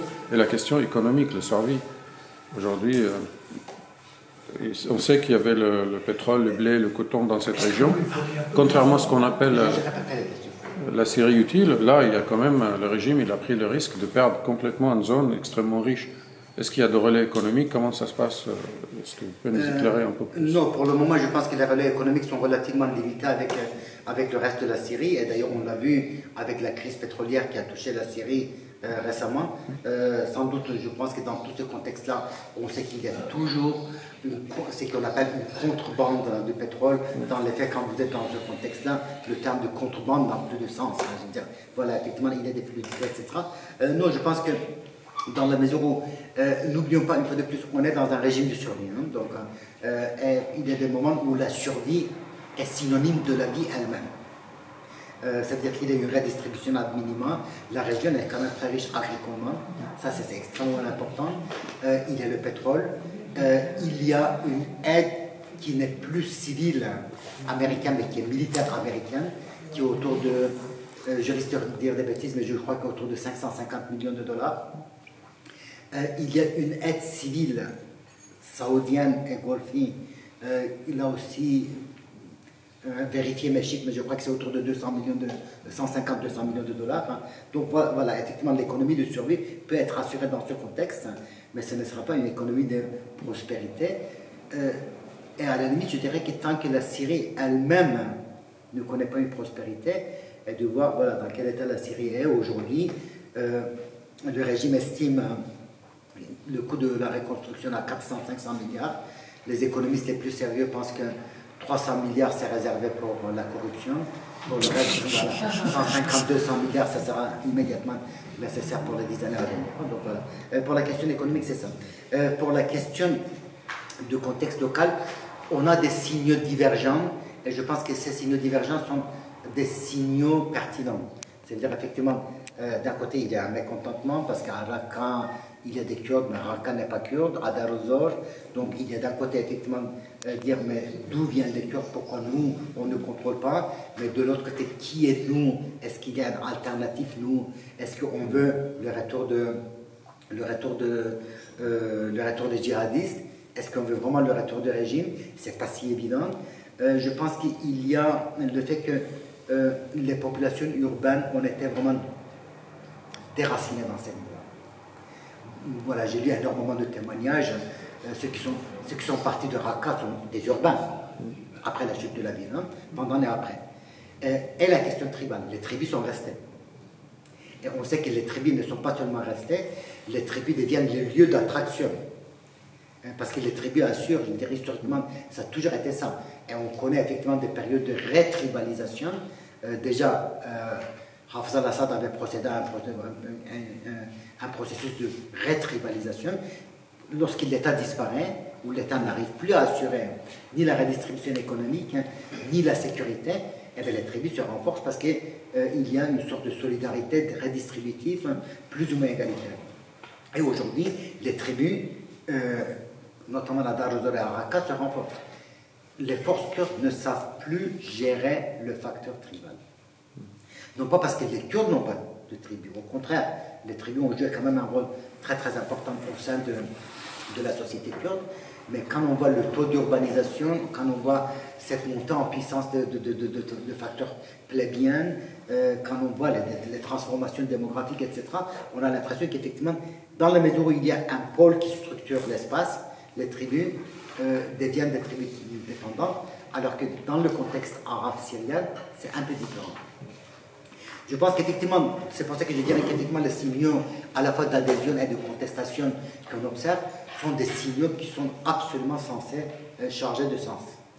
Il faut les écouter tous les deux et il faut, ce que je dis depuis maintenant pas mal de temps, il faut accompagner cette expérience. Les dynamiques internes ne suffiront pas pour accompagner cette expérience. Il faudrait élargir cette expérience de sorte que la Syrie, cette Syrie utile, qui est devenue utile non pas parce qu'il y a le pétrole uniquement ou les ressources agricoles, accueille l'opposition syrienne. Une fois de plus, l'opposition syrienne que j'espère va construire la Syrie de 2030-2040. Concernant les djihadistes, oui, c'est le gros problème. Et d'un côté, on ne reconnaît pas l'existence d'un État kurde. D'ailleurs, les Kurdes eux-mêmes disent qu'ils ne veulent pas d'État.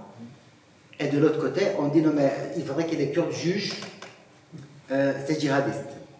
D'un côté, il n'y a pas la protection internationale. Si pour le moment, vous l'avez mentionné, il y a voilà, une force américaine, allemande, française, etc.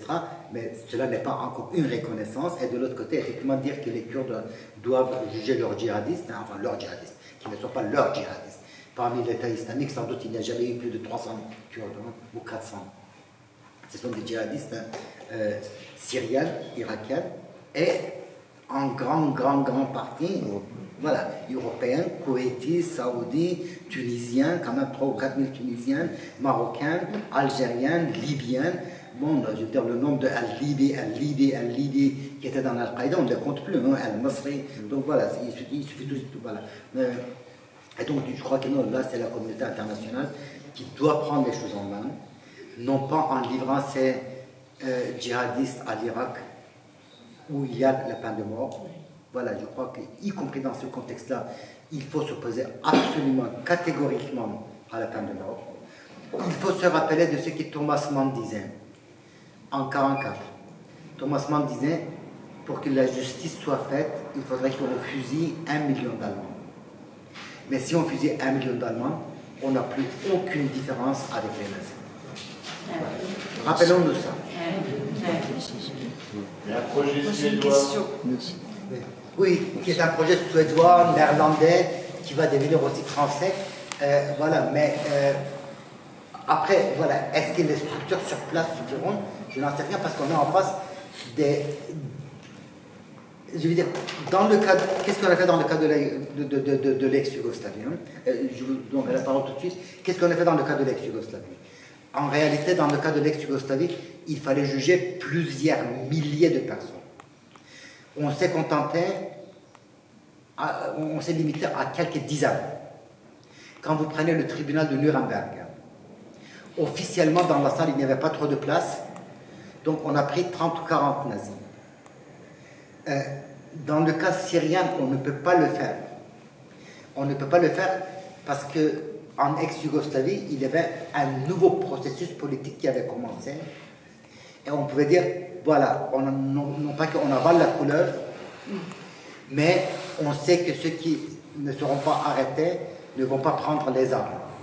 Dans le cas de l'Allemagne nazie, il y avait ce qu'on appelle effectivement les loups-garous, mais les loups-garous finalement étaient très très peu nombreux. Donc on pouvait dire, on punit 30 nazis, et puis on avale la couleuvre, les Allemands vont graduellement s'occuper de cette histoire. Dans le cas de la Syrie, c'est pas là, c'est pas le cas. Quand on voit ces femmes chargées de haine, ces garçons de 13-14 ans, dont certains des Kurdes yézidis, qui ont été enlevés à 6 ou 7 ans, qui ont été vraiment transformés en kamikazes idéal par l'endoctrinement. Non, je veux dire, un tribunal international ne suffira pas. Il faut une politique internationale, oui, une politique internationale qui effectivement juge certains, qui essaie de réintégrer comment les autres. Et là aussi, on voit la responsabilité de la Turquie. Hein, donc, ces gens-là ont traversé la frontière turque. Et ce qui est extraordinaire, cette complicité avec l'État islamique, puisqu'il y a plusieurs procès en Turquie, et ce qui est extraordinaire, ce sont des procès non censurés. Ça veut dire qu'il y a aussi les annexes. Et parmi les annexes, un enregistrement des services de renseignement. Et donc, 2 militants de l'État islamique sont au téléphone. Celui qui donne des ordres dit, tu vas aller à tel hôtel, on t'a réservé telle chambre, demain matin, il y aura une voiture blanche immatriculée, je ne sais plus quel numéro, qui va venir te chercher et t'amener en Syrie. On écoute, on l'enregistre et on ne fait absolument rien. Voilà. Oui, la question c'était... Peut-être qu'on prendra plusieurs questions après, oui. Qu'est-ce que les Kurdes peuvent attendre en reconnaissance de leur participation militaire qui a été importante quand même contre l'État islamique, même si j'ai bien compris que l'État islamique n'était pas mort. Voilà, n'était pas vaincu totalement. Les Kurdes ont quand même été en première ligne, me semble-t-il.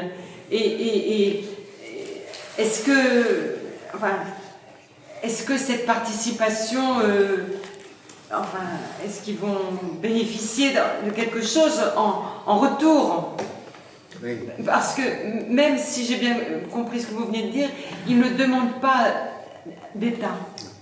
Alors ça me surprend beaucoup. Mais même s'ils ne demandent pas de former un État, est-ce qu'ils demandent en tout cas une contrepartie, par rapport à leur participation? Merci, monsieur. Est-ce que le couple décivilisation-civilisation permet de décrire la dynamique kurde dont vous venez de parler et servir peut-être à la penser ou à la piloter dans son devenir? Alors, les deux questions sont aussi d'ailleurs liées. Les Kurdes, je pense que si on devait demander, présenter ce que les Kurdes veulent, ce serait 3 choses. Alors, dans l'ordre décroissant ou croissant. En premier lieu, la non-trahison. En premier. La non-trahison. La non-trahison. Que l'Occident ne les trahit pas et qu'il ne se trahit pas. Ça signifie la protection. Oui. En deuxième lieu, mais ça ne peut venir que dans un deuxième temps, la reconstruction, la pérennité. Donc, dans un premier cas, vous êtes dans l'instant. Dans le deuxième cas, vous êtes dans la durée, la pérennité. Et la troisième chose, que faire de la Syrie? Voilà. Parce qu'une fois qu'on aurait protégé le Rojava, dans l'espoir que la Turquie quittera la ville de Afrin, dans l'espoir que l'Iran et la Russie, que l'Iran quittera la Syrie, la Russie ne quittera pas la Syrie, mais que la Russie ne joue pas un rôle de nuisance. Une fois que tout ceci sera fait, que faire de cet espace? Comment reconstruire la Syrie? Donc je pense qu'effectivement, pour les Kurdes syriens, aujourd'hui, ce sera ces trois facteurs. Et puis, bien sûr, la solidarité avec les Kurdes irakiens, la solidarité avec la Kurde de Turquie et la solidarité avec les Kurdes d'Iran. Oui. Voilà. Si, imaginons que demain, la Turquie n'attaque plus les Kurdes syriens, mais commence à continuer à massacrer ses propres Kurdes, et là, vous avez mentionné, effectivement, ce qui s'est passé dans la ville de Cizre, avec les caves de Cizre, où on a trouvé des cadavres calcinés de gamins, etc. Si la Turquie continue comme ça, voilà, est-ce que ces Kurdes-là, qui sont un seul peuple, c'est une seule question, est-ce que les Kurdes de Syrie vont dire non, ce n'est pas de toutes nos affaires, c'est juste une histoire de Turquie? Alors, concernant votre question je vois pourquoi vous posez la question. Alors, la décivilisation, c'est la perte totale de confiance dans le temps et dans l'espace. Ça veut dire que vous n'avez plus de passé, le présent ne vous permet plus du tout de penser l'avenir, et que l'espace n'est plus le lieu des mobilités, même contraintes, mais qui sont régulées et qui sont assurées. Et je crois qu'effectivement, le régime de Bachar al-Assad, par la suite al-Nusra et l'État islamique, avec l'aide surtout de l'Iran et de la Russie, ont joué le rôle d'acteurs de décivilisation dans la région. D'acteurs de décivilisation. Décivilisation. Ça veut dire que la sortie de civilisation, la destruction de civilisation, la destruction du temps et de l'espace. Et c'est vrai qu'on peut dire que, quelles que soient les critiques qu'on peut leur adresser, les Kurdes syriens ont permis la préservation de la civilisation. Ça veut dire cette confiance dans le temps, cette confiance dans l'espace, cette confiance dans l'altérité. En Irak, de 2003 à 2010, il y a eu 1000 attentats suicides. En Syrie, sans doute le nombre est encore plus impressionnant. Qu'est-ce que ça veut dire l'attentat suicide? L'attentat suicide, c'est que vous détruisez le passé et l'avenir dans vous. Mais l'attentat suicide signifie aussi que vous détruisez l'altérité. Vous tuez l'autre dans vous. Vous tuer devient la condition de tuer l'autre. Vous purifiez votre corps pour que l'élément que vous considérez comme souillé soit dissous dans vous. Voilà, on est là vraiment dans la décivilisation. Et dire que contre cela, je protège la vie et l'altérité, c'est déjà un acte d'attachement à la civilisation. On peut prendre deux questions après. Allez-y. Est-ce qu'on a une estimation du nombre de réfugiés kurdes syriens au Kurdistan d'Irak? Oui. Et comment a été géré par le gouvernement de M. Barzani cet accueil? Merci. Madame? Oui, monsieur. Excusez-moi, une question sur... vous dites que les Kurdes de Syrie avaient une alliance avec les Américains. Comment les mouvements kurdes syriens interprétaient cette alliance? Parce que c'est un conflit, je pense, avec l'idéologie de gauche, mais après vous êtes en alliance avec les Américains. Comment ils ont interprété cette situation? Merci. Alors, on estime le nombre de Kurdes syriens au Kurdistan irakien à 250 000, 300 000. Il n'y aura pas de chiffre voilà, très clair. C'est vrai que c'est un contexte un peu étrange, parce que d'un côté, c'est des Kurdes, donc officiellement, ils sont chez eux. Et de l'autre côté, s'ils ne devenaient que des Kurdes et perdaient leur appartenance syrienne, c'est comme s'ils perdaient aussi leur statut de réfugiés alors qu'ils sont déplacés. Donc du coup, il y a cette double identité, à la fois et être exilé chez soi. Et vous avez ça aussi dans le cas palestinien, hein, je veux dire, dans le cas palestinien, y compris par exemple à Naplouse, vous avez un camp de réfugiés palestiniens en plein ville. Et qui ne se veut certainement pas appartenir à la ville de Naplouse. Il faut qu'ils soient des réfugiés. Parce que sinon, cette raison pour laquelle ils sont partis disparaître. Comment ils sont gérés? Eh bien, différemment, parce que d'un côté, le gouvernement de Barzani ne veut absolument pas entendre parler du pays des Grecs, parce que c'est le parti concurrent, parce que voilà, ne veut pas compromettre ses rapports avec la Turquie, etc. De l'autre côté, on sait effectivement qu'en même temps, le gouvernement kurde irakien reconnaît une certaine autonomie dans les camps. Donc, le camp s'institutionnalise, le camp se crée, il y a des écoles qui se créent, etc. Donc, il y a cette double dimension.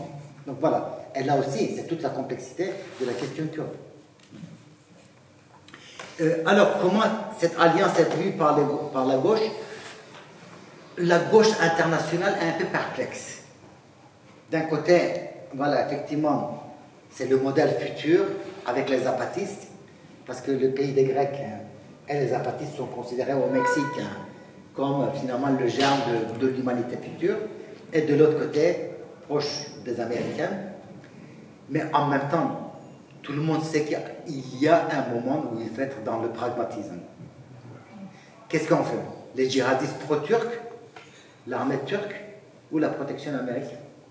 Je pense que quand vous posez, voilà, quand vous posez la question comme ça, la réponse est claire. Madame. Donc j'avais deux questions sur la question environnementale. D'abord, c'est quoi la politique mise en place sur la question féministe aussi écologique, comme c'est théorisé par Mohamed Boukchin et aussi vous avez sur écologie sociale et écologie. Ça m'intéresse, vous êtes dit dans la région de Rojava. Et aussi deuxième, c'est par rapport à la question des ressources naturelles. Je sais qu'il y a un stress hydrique en Syrie, annoncé à partir de 2005. Je voudrais savoir, est-ce que ceci a créé un conflit interethnique ou de savoir dans quelle région il y a vraiment une forte tension. Troisième, c'est un peu différent, c'est concernant la situation des Kurdes en Iran. Comment vous trouvez en fait les Kurdes d'Iran dans cette... voilà, parmi les Kurdes, leur situation d'abord politique et aussi idéologique. Est-ce que vous pensez qu'il y a une alliance entre les Kurdes en Iran, Kurdes en Syrie, en Irak et aussi en Turquie? Merci. Je ne serai pas du tout en mesure de répondre à la troisième question sur les ressources hydrauliques, parce que c'est une question très très technique. C'est une question aussi à chantage, parce que les Kurdes syriens ne contrôlent pas les ressources hydrauliques. Donc il y a effectivement toute cette politique turque, etc. Et je crois aussi qu'il y a eu des conditions climatiques qui n'ont pas été très très favorables au cours des dernières années. Mais je ne peux pas aller au-delà. J'étais un coup d'œil à la revue Moyen-Orient qui a publié un numéro spécial sur Rojava. Concernant la politique écologique, non, je veux dire très concrètement, on ne peut rien faire dans l'immédiat, même s'il y a énormément de mesures qui sont prises. Donc voilà, interdire le plastique, je ne sais plus quoi, etc. Il y a énormément de choses qui ont été entreprises, mais n'oublions pas qu'on est dans le régime de survie. Donc voilà, effectivement, aujourd'hui, c'est vraiment la survie elle-même qui est impliquée. Et tout simplement penser par exemple à l'Arménie post-soviétique, après le tremblement de terre et l'embargo turc, il ne restait plus d'armes.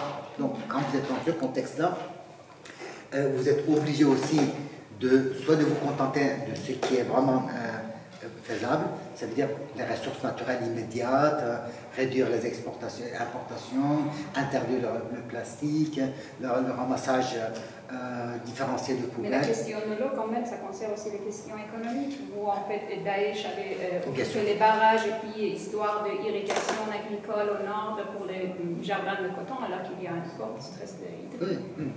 Mais disons que, ouais, non, bien sûr, bien sûr. Mais comme j'ai dit, sur cette question hydraulique, vraiment, je ne suis pas du tout en mesure de répondre parce que, voilà, c'est une question vraiment très, très technique dont je n'ai pas les éléments. Mais comme j'ai dit, il y a des chercheurs qui ont des éléments sur ça. Concernant la question de l'égalité, non, ça va au-delà de l'égalité parce que c'est une question de la participation féminine. Donc, je pense que là, c'est quelque chose qui est en train d'avoir lieu. Dans toutes les positions, il y a effectivement une co-chair et un co-chair. Donc il y a ce système de co-direction, que ce soit civil et militaire. Et militaire absolument effectif. Ça veut dire, c'est pas du tout pour la vitrine, hein, pour la galerie. Et pour les juges, par exemple, maintenant, on sait, puisqu'il y a eu le texte d'Alain Salon dans Le Monde il y a quelques jours, le cauchemar des militants de l'État islamique, ce sont les femmes juges. Donc, vous voyez, de ce point de vue-là, je crois qu'effectivement, il y a quelque chose. Après, cette représentation, cette participation féminine, d'ailleurs, qui change aussi le statut à l'intérieur de la famille. Parce que du coup, effectivement, on ne regarde pas du tout de la même manière une fille, et potentiellement, ça veut dire une leader. Hein. Après, effectivement, pour ceux qui sont dans l'armée, cela signifie aussi une certaine négation de son propre corps, de sa propre sexualité. Voilà, la sexualité est absolument interdite au sein de l'armée, et tant que elle et il restent dans l'armée. Et une de nos collègues, Isabelle Kayser, a fait quand même des entretiens assez poussés à la fois au Rojava, mais aussi dans Kandil, etc. Donc voilà, désormais, il est possible de quitter l'armée. Voilà, on n'est plus du tout dans le régime très contraignant d'il y a 40 ans au sein du PKK. Donc voilà, effectivement, la participation à l'armée n'est pas quelque chose d'éternel. On peut quitter l'armée, mais tant qu'on est dans l'armée, effectivement, le corps devient en quelque sorte asexuel. Alors, qu'est-ce que cela va donner? Bien sûr, on n'a aucune idée. Parce que l'expérience va beaucoup plus loin que l'expérience palestinienne ou algérienne, où les femmes étaient présentes, mais leur présence s'est limitée finalement à la durée des combats. La première intifada était une intifada des gamins, des jeunes et des femmes, mais dès 91-92, les femmes ont disparu. Est-ce que ce sera le cas aujourd'hui au Kurdistan de Syrienne? C'est très difficile de savoir, mais j'ai l'impression que l'expérience est allée beaucoup plus profondément loin pour s'arrêter demain. Et votre dernière question est une question très pertinente parce qu'il y a une très grande mobilisation au Kurdistan d'Iran pour le Kurdistan syrien. On l'a vu au moment de Kobané, on l'a vu au moment de Afrin, d'autant plus que la Turquie et l'Iran n'ont pas nécessairement la même vision des choses. Mais n'oublions pas que l'Iran a aussi exercé une politique extrêmement répressive à l'égard des Kurdes dans les années 70, dans les années 80, la décapitation de l'élite kurde dans les années 80, voilà, 89-92, et dans les années 2000, il y a eu quand même une politique très répressive, avec beaucoup des émeutes qui ont été écrasées, des femmes, beaucoup de femmes qui ont été kurdes, militantes, qui ont été exécutées, etc. Donc vous êtes dans ce contexte-là. Et il y a un parti sœur aux frères du pays des Grecs au Kurdistan iranien, qui s'appelle le PJAK, donc le parti de la ville libre au Kurdistan, qui est exactement dans la même situation, irréductible au PKK.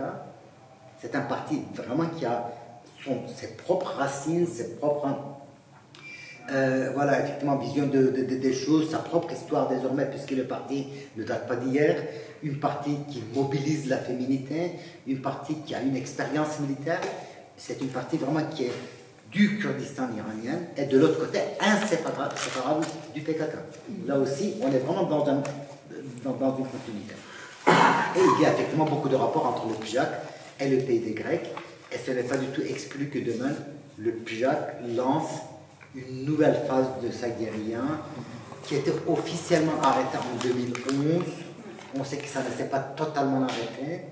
Et là, je crois que dans le contexte très tendu des relations entre les Américains et les Iraniennes, il n'est pas du tout exclu qu'il y ait une nouvelle phase de la lutte du guérilla.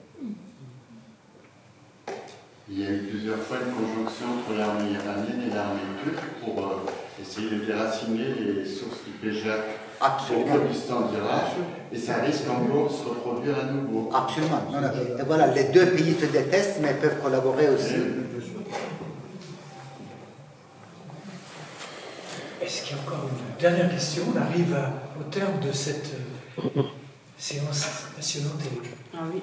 Il y a eu du débat. Des questions? Oui. Alors, on parlait tout à l'heure des conflits internes dans le gouvernement des États-Unis. Moi, j'ai une question par rapport à la Turquie. Parce qu'on parle toujours d'Erdogan, mais Erdogan n'est pas tout seul à décider. D'autant plus maintenant qu'il est un peu, si on peut le dire d'une certaine façon, otage des nationalistes. Et alors, d'un côté, il y a une politique un peu ambiguë de la Turquie face aux Kurdes, parce que c'est vrai qu'il y a une répression. En même temps, il y a eu des ouvertures par rapport à Öcalan récemment. Certains disent que c'est des fins électoraux, d'autres disent que c'est à cause de la faim, etc. Et puis, j'ai entendu dire aussi que, par exemple, c'est difficile d'imaginer que la Turquie puisse lancer vraiment une attaque au Rojava, parce que suite au coup d'État qui manqué de 2016, l'armée en fait a été purgée et il manque énormément d'hommes, de gens, etc. Donc de forces. En fait l'armée turque s'est affaiblie et ils n'ont pas assez de force pour lancer une attaque. Donc je me demandais, bon, à l'intérieur un peu des institutions turques, quelles sont les positions? Oui. Non, je pense que là aussi c'est une très très bonne question. Et ça va beaucoup plus loin qu'aux États-Unis, c'est qu'on observe aux États-Unis. Il y a une destruction vraiment de la rationalité interne de l'État. La destruction des mécanismes de check and balances, alors qu'aux États-Unis, malgré tout cela, se maintiennent.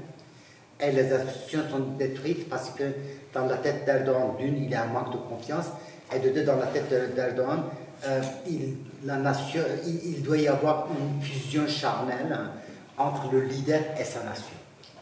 Et donc, du coup, la légitimité vient de la nation et est incarnée par un seul homme. Et du coup, quand vous voyez comment les institutions en Turquie ont été détruites au cours des 3-4 dernières années, ça a commencé avant 2016. Vous êtes vraiment impressionné. La désinstitutionnalisation très massive de l'État à tous les niveaux. Et cela signifie aussi que d'un côté, vous avez un seul homme, Erdogan, le régime de l'homme unique est là, et de l'autre côté, c'est qu'on peut appeler encore l'État se reconstitue à partir d'un processus de paramilitarisation. Plus les institutions sont détruites, plus vous créez des institutions para-étatiques, dans le domaine de l'éducation par exemple, etc., et paramilitaires. Et qui sont ces forces paramilitaires? En Syrie, c'est les djihadistes. En Syrie et au Kurdistan de Turquie, ce sont les forces spéciales qui ont été recrutées au cours des 3-4 dernières années, dans la gendarmerie ou dans la police, dont beaucoup, ce qu'on appelle les loups gris, ces militants d'extrême droite. Après, vous avez d'autres forces qui sont liées à l'organisation Sadat, qui est l'organisation de sécurité privée ultranationaliste et ultra-islamiste. Après, vous avez les escadrons de la mort des années 80-90, qui s'étaient constitués au croisement de la police secrète, des polices secrètes, de l'extrême droite et la mafia, qui sont très massivement réactivés.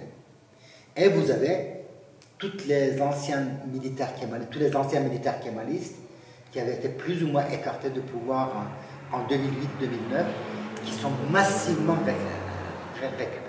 Massivement récupérés. Donc vous voyez, d'un côté vous avez un homme unique, et de l'autre côté vous avez un cartel extrêmement éclaté de forces de coercition. Et donc du coup il est très très difficile de savoir où va la Turquie. Mais ce n'est pas le cas uniquement de la Turquie, je veux dire dans la plupart des régimes d'hommes uniques, vous avez cela. C'est ça qu'ils appellent l'État profond. Oui. État profond entièrement bouleversé et recomposé. Parce que dans l'état profond, il n'y avait pas les djihadistes, classiquement.